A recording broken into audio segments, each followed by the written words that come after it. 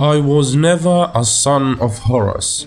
I was and remain a lunar wolf, a proud son of Cthonia, a loyal servant of the Emperor, beloved by all. Garviel Loken was the captain of the 10th Company of the Lunar Wolf Space Marine Legion during the latter half of the Great Crusade. After distinguishing himself in battle, he was inducted into the Mournival, the advisory council to the War Master Horus, and from this position was a first-hand witness to the series of events that would result in Horus's damnation and the beginning of the Horus heresy. Like many veterans of the Lunar Wolves, Garviel Loken had participated in many conflicts prior to the Horus heresy. Some, such as the induction of Sarazel, were done bloodlessly and are remembered by Garviel for the amusing hats of the locals. Others are remembered for their oddity, such as the Battle of K-Lake, some 80 years prior to the heresy, where the Xeno species fought in a way that ran counter to the Space Marines. Garviel looks back on this conflict with some sadness. Long an upwardly mobile officer and friend to senior Captain Tariq Torgarden, Garviel Loken was inducted into the Mournival after the pacification of the planet 6319, the first Mournival member not to be a son of Horus, the term for those lunar wolves who bore a facial similarity to their Primarch. The bloodline of Cthonia was strong in Loken, and as a result, he had pale, craggy features, short, fair hair, grey eyes, and a slightly freckled face. His tally of glory is reckoned to be in line after those of Ezekiel Abaddon and Luke Sidere. Loken's martial record was unquestionable. His strength of character was vouched for by Torgarden, and no less a personage than the Primarch of the Imperial Fists, Rogal Dorn, who was said to appreciate Loken's calm attitude. During a brief visit to the Vengeful Spirit before his legion's return to Terra, Dorn counseled Loken to always speak his mind as he saw it, advising that his humanity would balance Abaddon's cooler and Horus Aximon's lofty disdain when the Mournival was advising the War Master. During the Battle of the Whisperhead Mountains on 6319, Loken witnessed the demon Samus possess his comrade Xavier Jubal, an event which scared him deeply and served as his first exposure to chaos. For a time, Loken enjoyed a privileged position at the War Master's side. His relationship with his fellow Mournival brothers was cordial, and he was encouraged from his oath of service to speak as an equal. He even was invited and welcomed into the warrior lodge of the Lunar Wolves. Loken and the other members of the Mournival continued to get along well until the battles on Davin and Aureus. Often in these happier times, even play fighting with his brothers. However, as it became apparent that more and more activities amidst the Astartes of the Legion were becoming increasingly clandestine and out of character, Loken became suspicious and began to investigate. After the War Master's botched attempt at peaceful negotiations with the Enterics, the Lunar Wolves were renamed the Sons of Horus, confirming Loken's fears that the old ways of the Legion were being forgotten. His research into the turbulent ancient history of Terra in ancient tomes such as the Chronicles of Ash, at the behest of his troubled mentor Kirill Senderman, and his sponsorship of the rebellious Remembrancer poet Ignace Carcassy, put him at odds with some of the most powerful and influential Astartes in the 63rd Expeditionary Fleet, including Chaplain Erebus of the Word Bearers, and even the War Master himself. When Horus was injured on Davin, Loken and Tariq Torgarden landed on Davin to try and find the weapon used to wound him. Recognizing the blade as being of Kemprak origin, he realized that it had been stolen from Zenobia, the Enterix's capital city. He and Torgarden realized Erebus' treachery, but were too late, as the other Mournival members had already interred Horus into the Temple Delphos, allowing Erebus to corrupt Horus. Following Horus's recovery, Loken was further distant from the rest of the Sons of Horus, following Horus's murder of Emory Salignik, leading to the Eurasian Technocracy War, which lasted 10 grueling months, which Loken visibly aged from. Horus eventually saw fit to have Loken eliminated during the betrayal at Isstvan III, placing him at the front of the doomed invasion force alongside his friend and fellow Mournival member Torgarden. When the virus bomb strike failed to kill all of the loyalist forces on the surface, the entirety of the traitor legions were eventually deployed to wipe out the survivors who had fortified the Precentor's palace under Loken's, Togardin's, and captain of the Emperor's Children 10th Company, Saul Tarvid's command. Given command of the loyalist Astartes of the 16th Legion, Loken declared that they were once again the Lunar Wolves. Loken fought to the last as a loyal servant of the Emperor and refused to give any quarter to those who had betrayed the Emperor in the favor of Horus.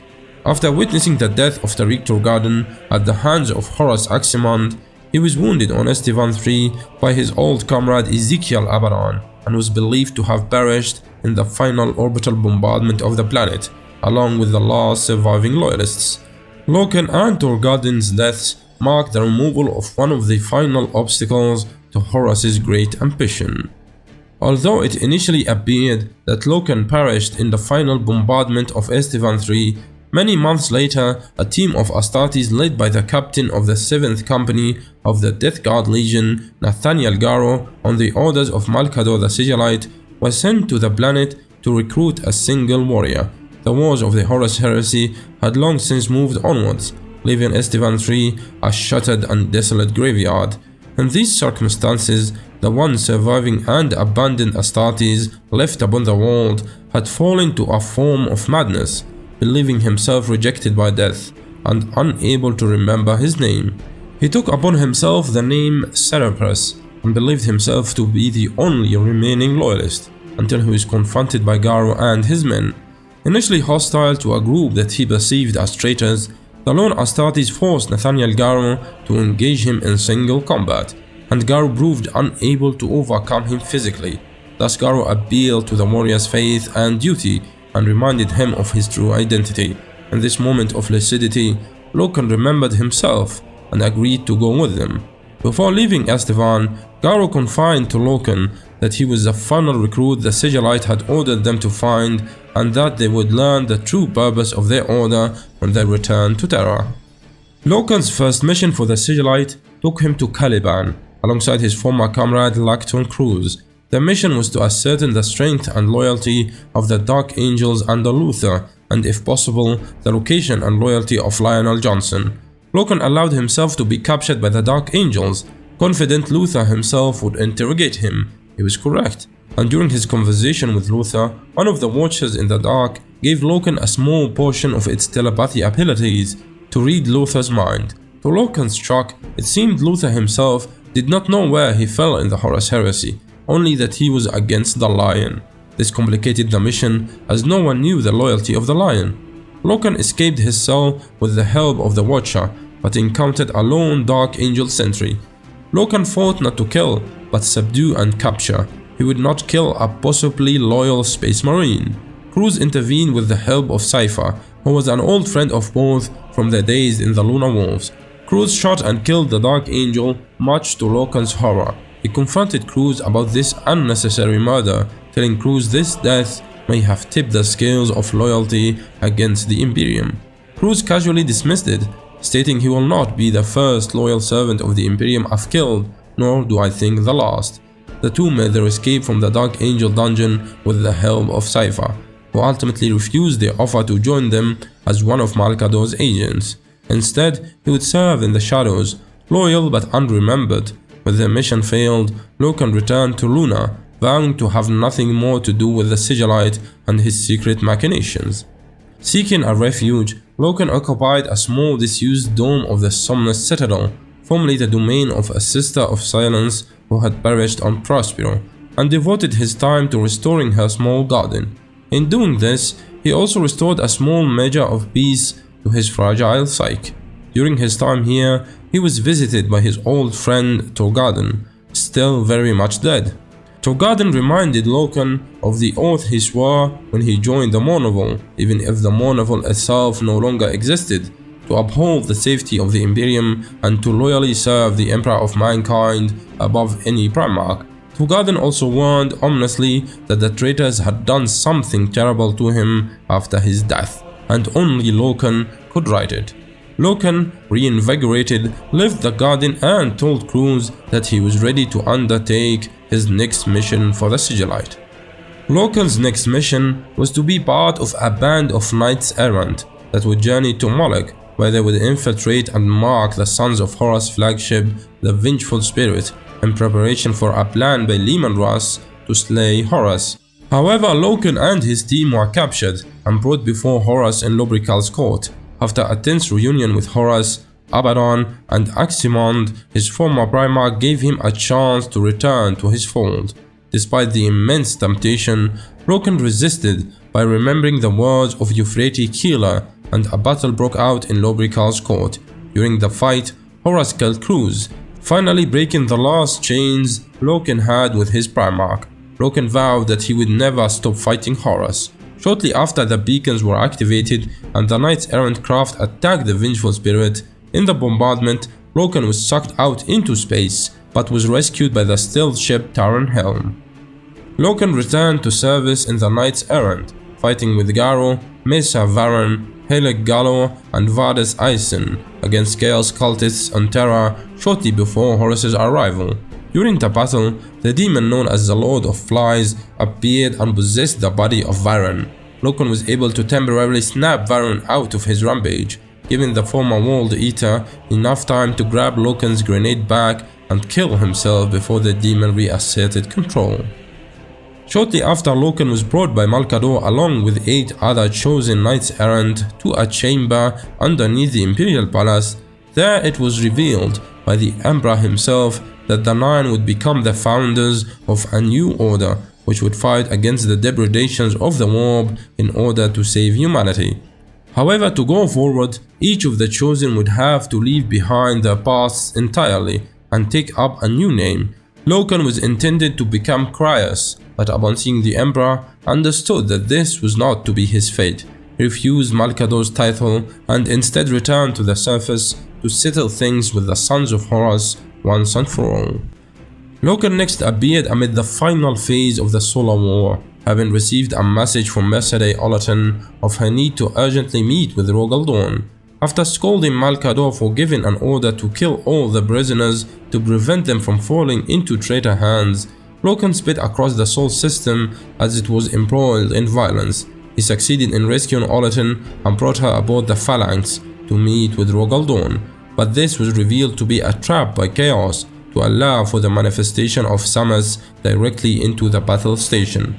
Confronting Samus once again, Loken found himself back at the Whisperheads on 6319, witnessing Xavier Jobal's position by the demon once more. Overcome with madness and rage, Loken reverted to his Cerepress persona and fought any demon he came across. Together with Olaten, they were able to briefly slay Samus, but the creature would just soon be reborn into a new cause. To prevent this, Olaten bid Loken farewell and committed suicide to close the portal from which Samus had entered the Materium. Loken next appeared during the battle for the Saturnine Gate, having been selected by Rogal Dorn and Malcador to lead a series of kill teams underneath the quarter in order to ambush a subterranean assault by the Sons of Horus. Seeking vengeance for their betrayal, Loken, Garo, Helig Gallo, and other allies such as Bill Sepatis and Indrid Har successively beat back the traitor assault. During the fight, Loken managed to personally slay Captain of the 18th Company of the Sons of Horus, Tybalt Mar, avenged Tariq Turgarden at last by killing the demon Tormageddon, and finally exacted his vengeance against Horus Aximond by eviscerating his former Mournival brother with his chainsword. After the battle, Loken remarked to Kirill Sinderman that he was changing and becoming a conduit for the Emperor's power. Loken next journeyed into Terra's ruins to find Euphrates Keeler, who had gone missing. He discovered her leading fanatical militias in a hopeless religious war against the traitor forces. Loken initially opposed this helpless struggle, but was convinced by Keeler to allow her to continue her work. Loken agreed to stay with Keeler and make her see her sins before it's too late. However, due to the chronological and spatial chaos that began to erupt on Terra in the final stages of the siege, the two soon found themselves moving to areas far apart from each other in short spans of time. Nonetheless, Loken slew traitors wherever he found them. Soon enough, he began to notice patterns and followed them, eventually arriving inside the Hall of Ling and meeting with Kerel Senderman and Helik Mawa. Loken initially aided Senderman in his quest to find anti-demonic lore in the Emperor's own library, and speculates that Malkador himself must have been the one to lead him here. After researching a legend of the Dark King, Loken then notices a door that wasn't there earlier and goes through it alone. It shuts behind him, and Loken finds himself aboard the Vengeful Spirit. As he explores the warp-stricken flagship, Loken is assaulted by the demon Samus, pursued and assailed relentlessly through the ship. Loken eventually destroys its physical form with his force sword, after being coincidentally guided by the wards of Mawa, who was reading a book of Samus's lore. The wards were able to reveal Samus's presence to Loken, without him having to fatally turn around and give himself to the demon. As the powers of the warp caused space and time to break down, locations on Terra and the Vengeful Spirit began to overlap, and Loken found himself in the new maddened realm dubbed the Inevitable City. Loken stumbled upon the Perpetual, Olanias Pearson, John Grammaticus, and Leto, saving them from a group of frenzied ward bearers. The group was then confronted by the Emperor as he began to transform into a god dubbed the Dark King, with Loken and Olanias both proving able to talk the master of mankind down from the path of damnation and embrace his humanity. Afterwards, the Emperor let loose the war power he had built up, and Loken as well as Leto went with him and Cthonia Dusk to confront Horus. Upon coming face to face with Horus, the War Master surprisingly wept tears at seeing his son come to kill him.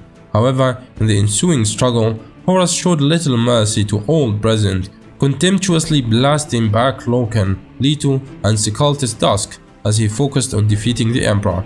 Loken was guided by the dying flame of Malkador through the darkness he found himself in, eventually emerging back on 6319 and coming face to face with a mock Mournival consisting of 3 centaurs, each with the face of Horus.